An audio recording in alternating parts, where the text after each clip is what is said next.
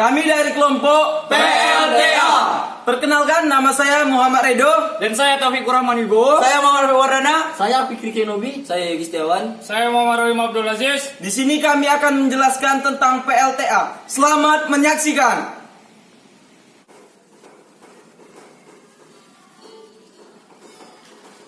Oke, baiklah teman-teman. Yang pertama di sini saya akan menjelaskan tentang PLTA. Apa itu PLTA? PLTA atau yang sering disebut juga sebagai pembangkit listrik adalah pembangkit listrik yang menggunakan energi penggerak turbin yang berasal dari air. Pada intinya yaitu mengubah energi kinetik air menjadi energi listrik. Pada prinsip kerjanya, yaitu air dari bendungan akan masuk ke dalam lubang atau pipa yang telah didesain untuk memutar turbin. Maka semakin dalam lubang atau pipa, maka semakin besar juga debit air yang dihasilkan, sehingga turbin juga semakin besar melakukan perputaran. Dari inilah energi kinetik air diubah menjadi energi listrik yang diperoleh dari turbin dan air. Komponen-komponen penyusun pembangkit listrik tenaga air atau PLTA. Yang pertama ialah bendungan.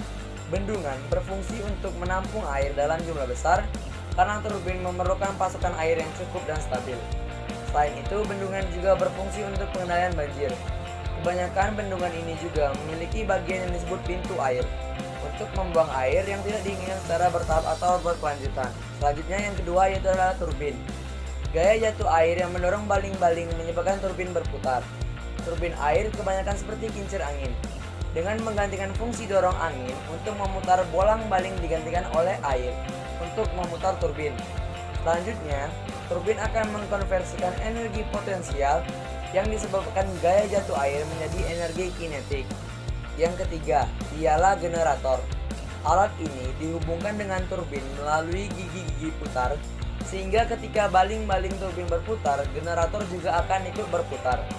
Generator memanfaatkan perputaran turbin untuk memutar kumparan magnet di dalam generator, sehingga terjadi pergerakan elektron yang membangkitkan timbulnya arus listrik AC. Yang keempat, jalur transmisi. Jalur transmisi ini berfungsi untuk mengalirkan arus-arus listrik dari PLTA ke rumah-rumah atau industri. Sebelum listrik dikonsumsi, terlebih dahulu tegangannya diturunkan dengan transformator step down. Pembangkit listrik tenaga air. Pada dasarnya, PLTA mengubah energi potensial dari air menjadi energi mekanik dengan bantuan turbin air dan diubah menjadi listrik oleh bantuan generator. Biasanya, pembangkit listrik tenaga air ini dibuat di daerah pegunungan dengan disatukannya dengan bendungan untuk penanggulangan bencana banjir dan irigasi. Bendungan biasanya menampung jumlah air yang besar karena turbin membutuhkan pasokan yang cukup dan stabil.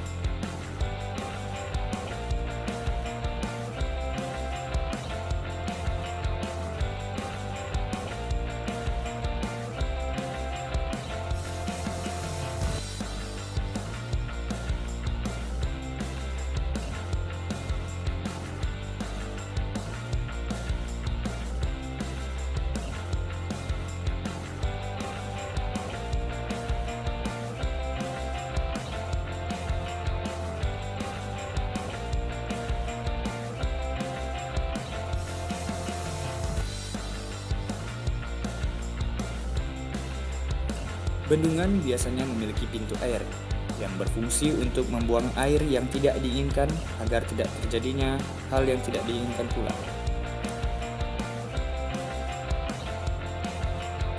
Kemudian di bendungan memiliki pipa besar yang berfungsi untuk mengarahkan dan menyalurkan air ke dalam cerobong turbin yang salah satu ujungnya diletakkan di bak penenang dengan tinggi minimal 10 cm dan salah satunya lagi diletakkan di ujung cerobong turbin.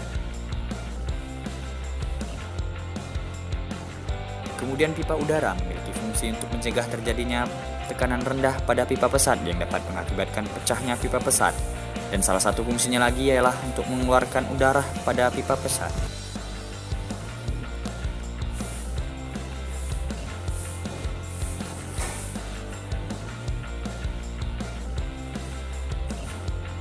Turbin. Gaya air yang jatuh menyebabkan baling-baling berputar. Air yang masuk ke dalam pembangkit terlebih dahulu menuju ke turbin. Kemudian air tersebut menggerakkan turbin sehingga memicu generator untuk menghasilkan energi listrik. Kemudian energi listrik yang dihasilkan oleh generator akan disalurkan melalui jalur transmisi dan disalurkan lagi ke tempat di mana listrik itu dibutuhkan, seperti yang terlihat di video pada saat ini. Oke, sekarang kita masuk contoh soal. Pembangkit tenaga listrik tenaga air dengan efisiensi 50%. Apa itu efisiensi, teman-teman? Efisiensi sama dengan daya output atau daya keluaran dibagi daya input atau daya masukan dikali 100% pada air terjun dengan debit 10 meter kubik per second. Jadi debit air terjun sama dengan 10 meter kubik per second. Debit bisa dituliskan atau dilambangkan dengan Q setinggi 10 meter. Berapa daya output pembangkit? Untuk menghitung daya output pembangkit, kita terlebih dahulu menghitung daya input atau daya masukan pembangkit. Seperti yang kita ketahui, daya sendiri merupakan usaha dibagi waktu. Usaha di sini merupakan energi potensial dari atas air terjun menuju ke pembangkit dibagi waktu, sama dengan massa dikali percepatan gravitasi dikali ketinggian dibagi waktu.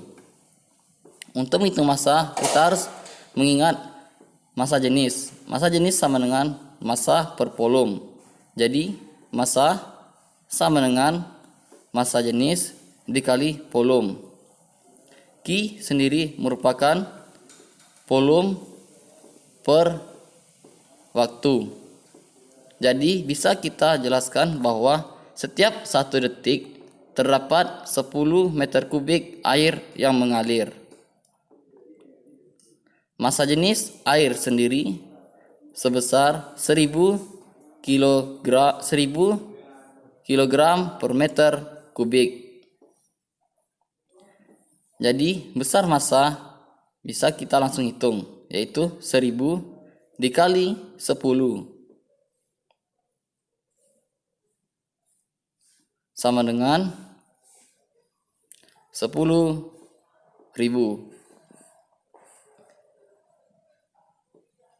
Jadi bisa kita langsung masukkan sama dengan 10.000 dikali 10 karena percepatan gravitasi tidak tertera dikali 10 dibagi 1. Bisa kita langsung kalikan saja. Itu terdapat 6 angka 0. Berarti bisa kita tuliskan 1 megawatt.